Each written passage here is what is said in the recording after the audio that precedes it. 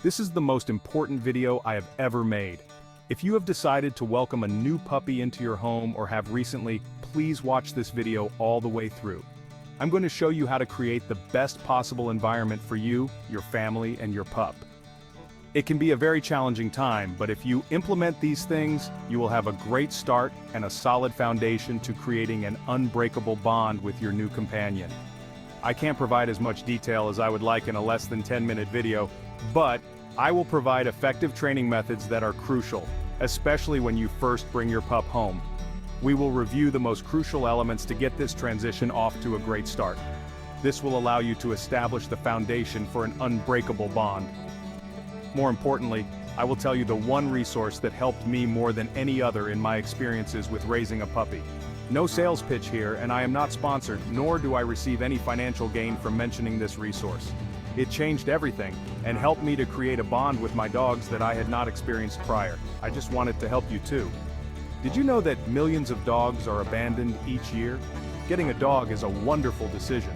A lot of the time people just do not understand that it is a lot of work, but it is worth every minute of it. It brings joy, companionship, and unconditional love, but it's crucial to be prepared. Dog ownership is a huge responsibility. It demands your time, patience, and commitment. You experience the true meaning of loyalty and unconditional love. The bond between a human and a dog is powerful. It's important to be ready for such a bond, and it all starts as soon as you bring them home. Essential training, building a strong foundation. So let's dive into the things I learned from this resource. First, I learned the importance of establishing a pack leader. This is what establishes communication and trust in the dog world.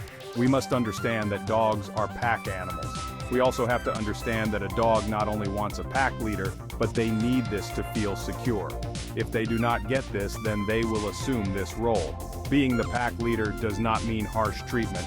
Let me say that again, it does not mean harsh treatment. You should never hit your dog or pinch him. In fact, you should never even raise your hand to a dog at all.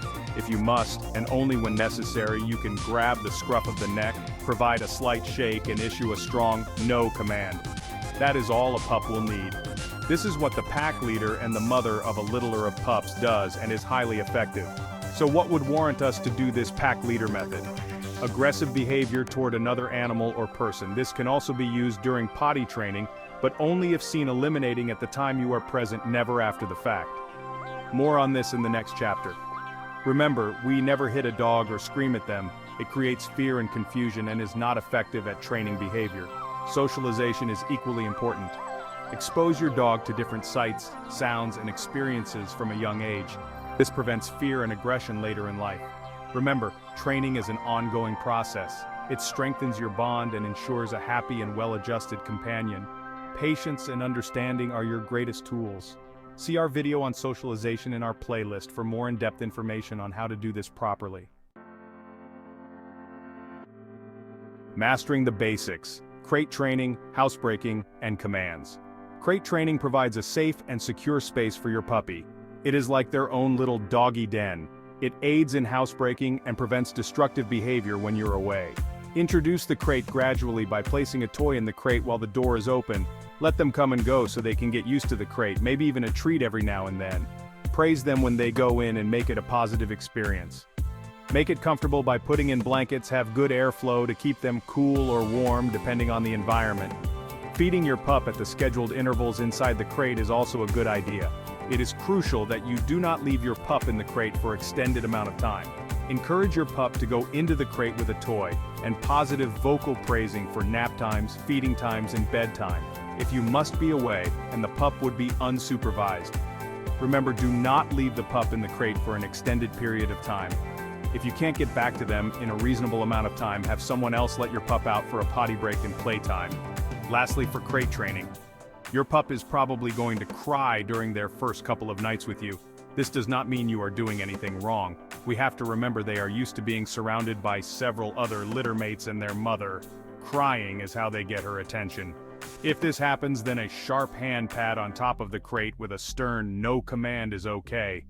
Try to schedule bringing your pup home when someone that can do these training methods will be home for a week or two, and at the minimum, when you can get through a couple of nights without good rest. A quick tip is to play with your pup prior to bedtime or a short walk. A tired puppy is a quiet puppy. Alright, so let's switch to housebreaking. Housebreaking requires patience and consistency. The most important thing I can share with you is to establish a regular potty routine and reward your dog for going outside. Remember, your pup cannot hold it as long as an older dog and accidents happen. If you take them outside on a leash at regular intervals while they are awake, be prepared to take them out every 30 to 45 minutes until they start catching on. Also, be prepared to take them out 10 or 15 minutes after eating or drinking. We all know that accidents are going to happen, but when there is an accident, don't blame your pup. We have to take the blame because we did not let them out at proper intervals, or we have not been consistent in our housebreaking training. Now this is important, and a lot of bad training ideas will be cleared up here in this section. If and only if you see your pup actively eliminating, is it appropriate to discipline? Never discipline if you come across an accident after the fact. If you do, then your dog will be completely confused, and it will only instill confusion and fear and contributes to nervousness in your pup. It will not aid in housebreaking your pup. Also, I'm sure you would not do this, but unfortunately some people still think this is a training method. It's the method of rubbing your pup's nose in the mess they made. Never, ever, ever do this. I can't say how bad this idea is, and it is just completely ineffective. This so-called method actually harms your pup and your bond with them. It creates fear, confusion, and nervousness. Dogs expect to be treated firmly and fairly and with dignity from their pack leader, so here is how you handle it. If you see the pup actively eliminating inside the house, you must act quickly and firmly. Say in a deep unhappy tone, "No" or "bad dog." The startling of the pup will usually stop the elimination, and you can even grab the scruff of the neck and provide a slight shake. Of course, remember, this is a pup, not much of a shake, just enough to get their attention. Then quickly take them outside and praise them when eliminating is over. Don't discipline your pup if you do not see your pup actively eliminating. Just clean the mess up without making a fuss. Don't let your pup see you cleaning up the mess. This instills a way to get attention, and we do not want to encourage this behavior. Clean the mess up really good, because your dog has a nose that is a superpower, and they will go back to that spot if odor is still there.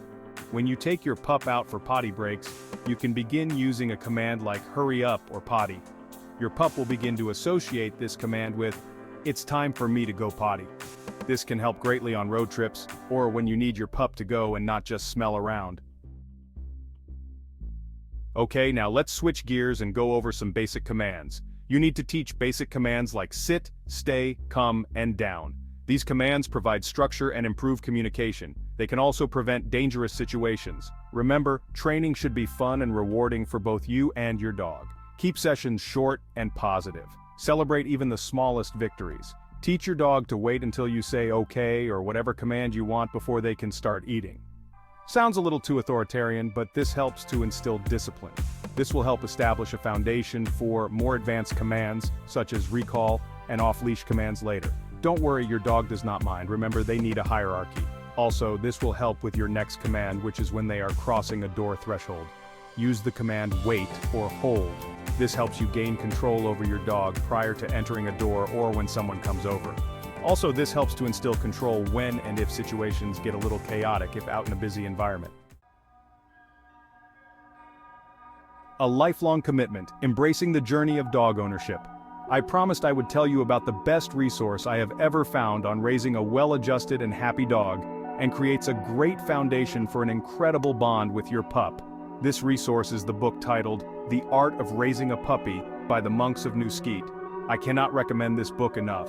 If you are thinking about getting a puppy, then this will help you better than any other resource I have read, or listened to, or even experienced with professional trainers. This book changed things for me in raising pups.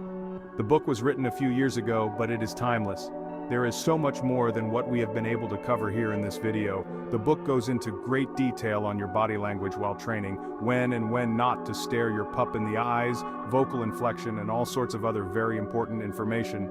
You will be happy that you read it. It can really make a difference. If you want to build a strong, loving relationship based on trust and respect, then you will want to get this resource. Remember, a well-trained and balanced dog is a joy to live with. I hope you have found this video helpful.